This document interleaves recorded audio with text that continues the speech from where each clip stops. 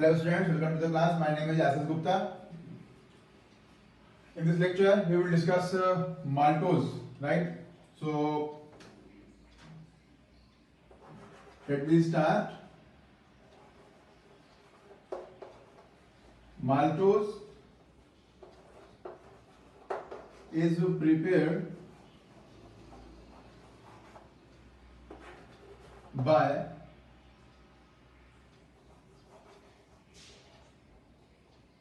acidic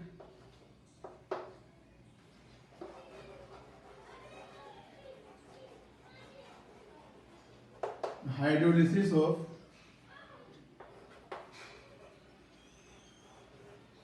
starch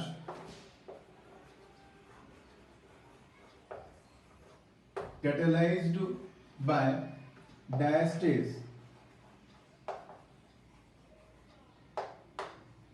right? तो starch का करेंगे acidic hydrolysis in presence of diastase. Diastase के बिना भी इसका हाइड्रोलिसिस पॉसिबल है, लेकिन प्रोसेस वुड बी स्लो। तो हमें मिल जाता है maltose, right?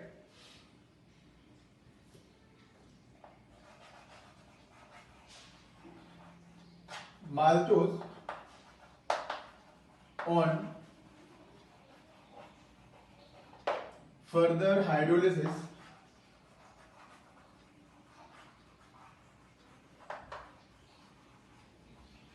gives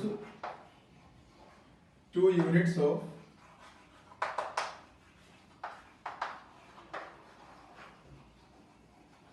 alpha D glucose.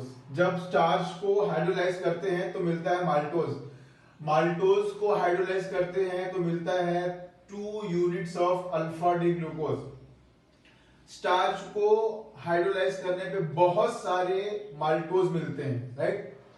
और माल्टोज को हाइड्रोलाइज करने पे 2 अल्फा डी ग्लूकोज मिलते हैं।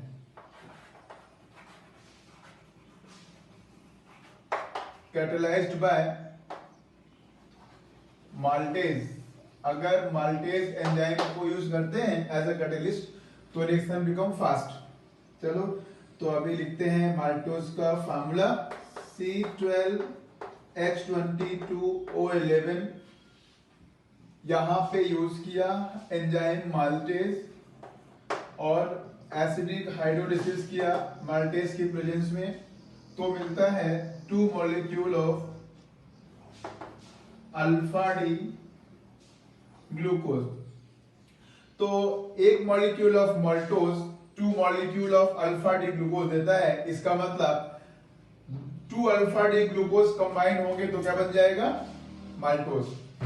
सो let we go for the structure of maltose.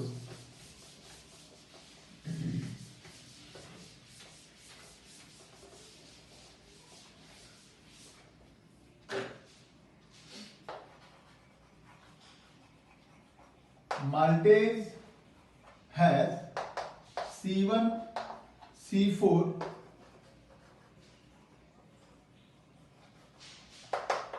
ग्लाइकोसिलिक linkage. मतलब एक अल्फा डी ग्लूकोज का C1, तो चलो पहले तो बनाते हैं alpha D glucose OH। Alpha D glucose का मतलब होता है कि जो कार्बन नंबर 1 पे OH है वो राइट साइड में है। अल्फा मतलब right, CH2OH, second, third, fourth, fifth, ये हो गया अल्फा डी ग्लूकोज एक यूनिट। ऐसा ही लेंगे दूसरा यूनिट, क्योंकि अल्फा डी ग्लूकोज लेना है अपने को, तो second unit of alpha D glucose OH H OH H H OH OH H, ये 5 नंबर वाला कार्बन OH और ये हो गया ग्लाइकोसिलिक। ये तो हो गया cyclic alpha D glucose, right. ये भी हो गया alpha D glucose, 2 alpha D glucose हो गए। अब C1C4 लिंकेज होता है, मतलब कार्बन नंबर 1 का OH एक अल्फा डी ग्लूकोज का कार्बन नंबर 1 और दूसरे अल्फा डी ग्लूकोज का कार्बन नंबर 4, इस तरह से वाटर मॉलिक्यूल निकलता है, राइट। चलो, तो एक का 1 और एक का 4, तो ये 1 है, इसका OH कंबाइन होगा, राइट। एक का 1 एक का 4, किसी का भी एक किसी का 4 हो सकता है, इसमें कोई दिक्कत नहीं है, राइट ना। तो यहां से ले जाओ H और दूसरे के 4 से ले जाओ OH, तो निकल जाएगा H2O। इस तरह से ग्लाइकोसिलिक लिंकेज बन जाएगा। अभी माल्टोज का कंप्लीट स्ट्रक्चर ड्रॉ कर लेते हैं। 2 अल्फा डी ग्लूकोज ही ड्रॉ करना है, राइट। तो पहला यूनिट और सेम टू सेम दूसरा unit.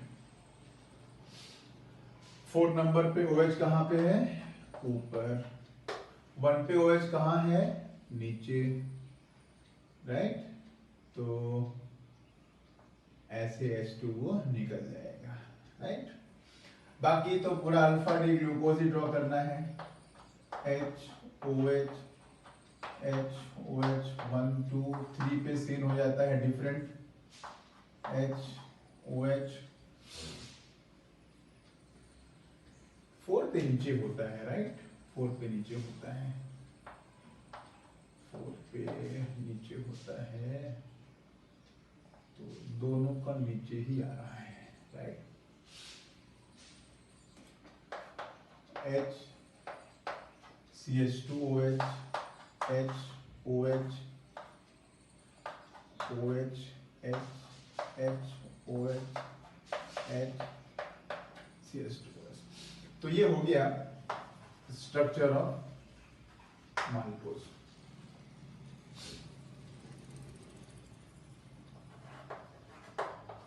Out of 2 alpha D glucose units, carbonyl carbon of 1 unit is not involved in glycosidic linkage. So on tautomerization,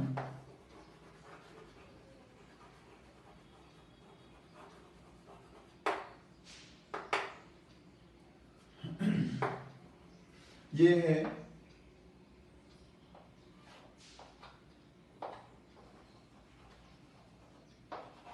carbonyl carbon not involve in glycosidic linkage. तो ये carbonyl carbon glycosidic linkage में involve नहीं है। On tautomerization it produces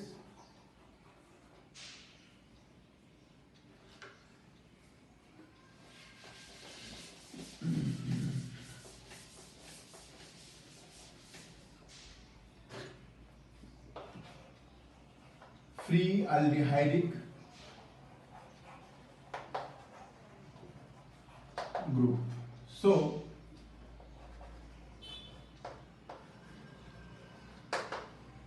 maltose is a reducing sugar। ये क्या story है? तो ये carbonyl carbon free CHO produce करेगा। CHO प्रोड्यूस होने के बाद जो CHO है वो ऑक्सीडाइज होता है COO नेगेटिव में, जो खुद ऑक्सीडाइज होगा दूसरे को रिड्यूस करेगा, इसलिए इस पोर्शन के कारण माल्टोज क्या है, रिड्यूसिंग शुगर है, राइट।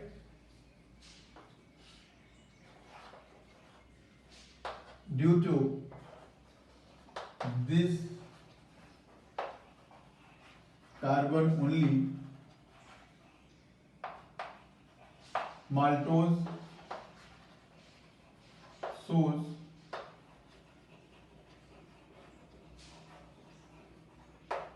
Newton rotation, right. तो इसी कार्बन में से न्यूटन रोटेशन शो करता है, राइट। माल्टोज फॉर्म्स ओसाजोन, जो कि कार्बोनिल ग्रुप की पहचान है, carbonyl group forms osazone, right. तो सारा टेस्ट देता है, तो टोलेंट, फेलिंग, बेनेडिक्ट सब टेस्ट देगा, राइट। इस लेक्चर में इतना ही, मिलते हैं नेक्स्ट लेक्चर में, तब तक के लिए थैंक यू।